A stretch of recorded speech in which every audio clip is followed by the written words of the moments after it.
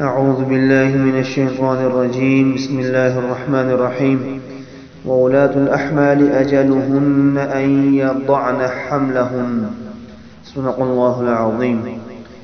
آیت مبارکہ کا مفہوم کہ وہ عورتیں جو حمل والی ہیں اگر انہیں طلاق دے دی جائے تو ان کی عدت وضع حمل ہے، یعنی وہ عورتیں جو حاملہ ہوں اور اسی حالت میں انہیں طلاق دے دی جائے تو جب تک ان کا بچہ پیدا نہ ہو جائے اس وقت تک وہ عدت کے اندر رہیں گی۔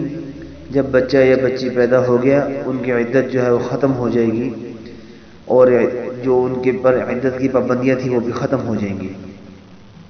تو ہمارے معاشرے میں جو یہ بات مشہور ہے کہ حالت حمل میں طلاق نہیں ہوتی، تو یہ صرف قرآن سے دوری کا نتیجہ ہے۔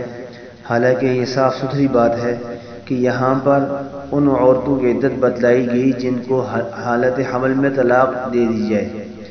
اب قرآن بتلا رہا ہے کہ حالت حمل میں جن عورتوں کو طلاق مل جائے ان کی عدت جو ہے وضع حمل ہے۔ تو کیا بات سمجھ آئی کہ حالت حمل میں طلاق ہوتی ہے تو ان پر عدت ہے، اگر طلاق نہ ہوتی تو عدت کس چیز کی؟ لہذا اس غلط فہمی کو سب سے پہلے اپنے ذہنوں میں سے نکال دیں اور یہ بات سمجھ لیں کہ حالت حمل میں جو طلاق دی جاتی ہے وہ طلاق واقع ہو جاتی ہے۔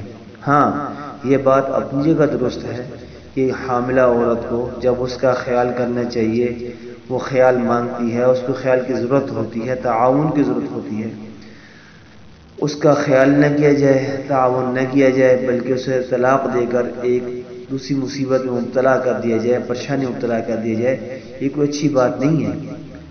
اور طلاق دینا ویسے بھی اچھی بات نہیں ہے، اس حالت میں طلاق دینا اور اچھی بات نہیں ہے۔ لہٰذا ان باتوں سے اجتناب کرنا چاہیے، بچنا چاہیے، صبر کرنا چاہیے اور جلد بازی میں مرد بن کر جو ہے طلاقیں پھینک نہیں دینی چاہیے، بلکہ آپ کا یہ ہتھیار اگر اللہ نے مرد کو دیا ہے تو اسے سوچ سمجھ کر طریقے کے ساتھ استعمال کرنا چاہیے، ضرورت کے مطابق۔ اور جتنی ضرورت ہے آپ کا کام چل سکتا ہے اتنی استعمال کریں۔ ایک طلاق سے کام چل سکتا ہے، 2 سے چل سکتا ہے، اور عدت گزارنے کے بعد عورت آزاد ہو جاتی ہے، مرد بھی آزاد عورت بھی آزاد، دونوں نیا نکاح کرنا چاہیں کر سکتے ہیں، آپس میں دوبارہ راضی ہونا چاہیں دوبارہ صرف نکاح کر کے آپس میں تعلقات بحال کر سکتے ہیں۔ تو اس صورت کو ذہن رکھنا چاہیے، اس کو ترجیح دینا چاہیے۔ تو بہرحال عدت حالت حمل میں جو طلاق دی جائے وہ واقع ہو جاتی ہے اور اس کی عدت جو ہے وضع حمل ہے، اس غلط فہمی کو دور کر لینا چاہیے۔